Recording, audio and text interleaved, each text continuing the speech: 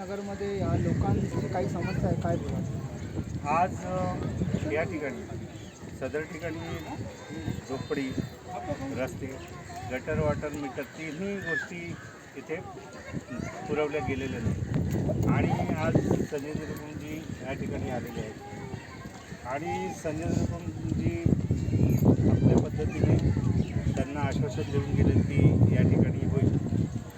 आता धावपळ चालू आहे की हे जे होईल ते इलेक्शनच्या नंतरच होईल, पण त्यांनी आश्वासन दिल्यामुळे त्यांना थोडासा दिलासा भेटला आणि ह्या गोष्टी आपल्या प्रत्येक ठिकाणी कुठेतरी म्हणजे आदिवासी समाजाचं आमचं हे चाललं आहे.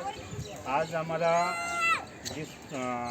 आम्ही जे ऑफिस उघडलं आप्पापाड्यामध्ये त्याचा पण विषय घेतो आहे जामकृष्णनगरमध्ये की त्या ठिकाणी आम्ही स्वतःचा खर्च करून ऑफिस वगैरे टाकलं आणि ऑफिस टाकल्याच्या नंतर आज तिकडची झेंडेही आणायला आम्हाला विकत आणायला लावून प्लस आमच्या आदिवासी समाजासाठी जे काही वरिष्ठ आहेत त्यांनी एक सांगितलं होतं की मीटिंगला आल्याच्यानंतर काहीतरी हे केलं जाईल, ते पण झालं. आणि दुसरी गोष्ट आमच्या आदिवासी पट्ट्यामध्ये अजून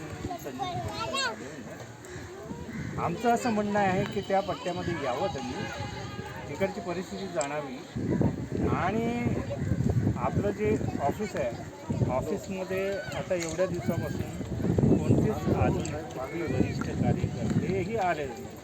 त्याचं आम्हाला थोडंसं दुःख वाटतं.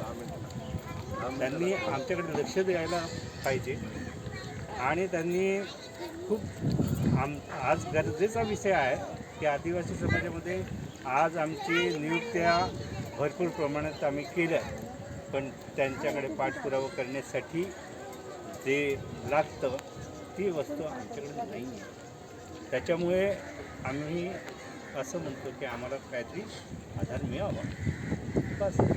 लोकांशी जाणून घेऊया लोकांच्या काय